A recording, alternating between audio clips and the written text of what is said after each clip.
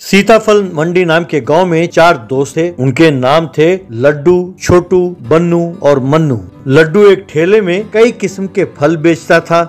फल ले लो भैया, फल ले लो, आम लो, केले लो, चीकू लो, सीताफल ले लो भैया, तरबूज ले लो, खरबूज ले लो, सेब ले लो, सब ले लो भैया। यूं आवाज देते हुए पूरे गांव का चक्कर लगाता था। छोटू एक सोने के दुकान में काम करता था। वहाँ वो कई किस्म के सोने के गहने बनाता था। बन्नू का फैंसी शॉप था। वहाँ वो कई किस्म के फैंसी आइटम्स बेचता था। उसके बनाए हुए खास फ्लावर बुके बहुत मशहूर थे। लोग उससे वो बनवा कर खरीदा करते थे। और मन्नू का एक ढाबा था। वहाँ वो चिकन और मटन बिरयानी बनाकर बेचता था। खास तौर पर उसका बनाया हुआ बॉइल्ड एग सलाद बहुत मशहूर था। वो अंडे उबालकर उनके छिलके निकालकर उसमें मसाला डालकर बेचता था। उसका स्वाद बहुत बढ़िया होता था, इसलिए लोग उसकी खूब प्रशंसा करते।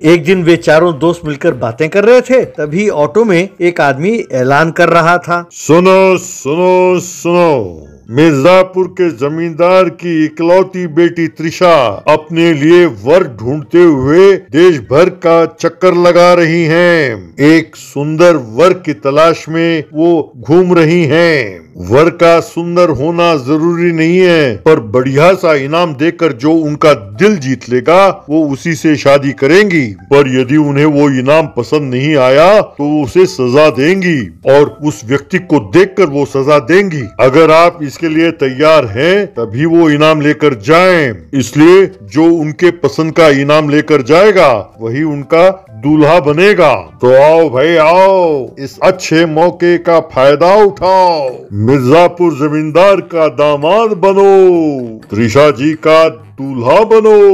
यूं आवाज दे रहा था। ये सुनकर उन चारों के मन में इच्छा जगी। लड्डू अपने मन में, अरे वाह, ऐसा मौका और फिर कभी नहीं मिलेगा। किसी तरह मुझे त्रिशा का मन जीतना होगा, उसे अपना पत्नी बनाना होगा, यूं सोच रहा था। छोटू अपने मन में, मिर्जापुर जमींदार के घर का दामाद, भाई वो जगह तो बहुत सुंदर है, मुझे किसी तरह उनका दामाद बनना होगा, यूं सोचा। बन्नू, मैं त्रिशा को अपनी पत्नी बनाऊंगा तो कितना अच्छा होगा ना। अपने इनाम से मैं उसका मन जीतूंगा। मन्नू, मैं किसी तरह त्रिशा का मन जीत लूंगा, तब ये साले मुझे देखकर जलेंगे।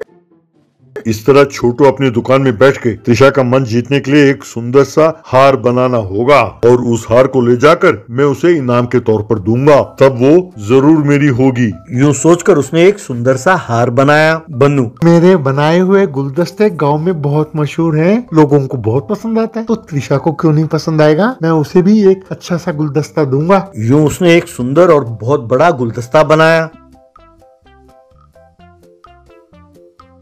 मन्नू अपने ढाबे में बैठकर, भाई मेरे बॉइल्ड एग सलाद खाने के लिए लोग दूर दूर से आते हैं, तो त्रिशा को भी ये जरूर पसंद आएगा, तब वो मेरी पत्नी बन जाएगी। एक नहीं 100 अंडे लेके जाऊंगा। यूं सोचकर उसने 100 उबले हुए अंडे एक टोकरी में डाला और उसे ले गया। यूं तीनों मिलकर जमींदार के घर गए। वहां उन्होंने देखा कि त्रिशा एक सिंहासन पर बैठी है और उसके पास 4 मुस्टंडे बॉडीगार्ड्स खड़े थे। तब तक पता नहीं क्या हुआ, लेकिन कुछ लोग वहां सजा भुगत रहे थे। एक आदमी दीवार के पास सर के बल खड़ा था, तो दूसरा पानी के ड्रम में डूबा हुआ बैठा था। त्रिशा उनको देखकर, आप लोग भी मुझे इनाम देने आए हैं? आप देख रहे हो ना उनका क्या हाल है। अगर मुझे आपका तोहफा पसंद नहीं आया तो आपको सजा मिलेगी, सोच लो। छोटू, मेरा दिया हुआ इनाम आपको जरूर पसंद आएगा। ये सोने का हार मैंने बहुत मेहनत से बनाया है, मेरे तरफ से आपके लिए ये तोहफा है, कहकर उसने उसे दिखाया। तब त्रिशा, अरे मूर्ख, ऐसा कोई सोने का हार नहीं जो मैंने नहीं देखा। मुझे तुम्हारा ये सोने का हार बिल्कुल पसंद नहीं आया। सुनो, ये हार इसका मुंह में ठूसो। बस उन 4 मुस्टंडों ने मिलकर जबरदस्ती इसके मुंह में वो सोने का हार ठूसने लगे। वो बेचारा अपने पेट को पकड़कर बाप रे कहकर चिल्लाने लगा। मन्नू, अच्छा हुआ इसे। त्रिशा जी, मेरा बनाया हुआ फूलों का गुलदस्ता सारे गांव में बहुत मशहूर है, इसीलिए मैंने खास आपके लिए एक सुंदर सा गुलदस्ता बनाया है, कहकर उसे दिखाया। तब त्रिशा, अरे मूर्ख, मुझे फूलों से खींच है और तुम मुझे एक पूरा गुलदस्ता दिखा रहे हो। सुनो, इसके मुंह में वो गुलदस्ता ठूसो। बस उन चारों बॉडीगार्ड्स ने उसके मुंह में वो फूलों का गुलदस्ता ठूसा। वो भी बेचारा अपने पेट को पकड़कर तड़पता रहा।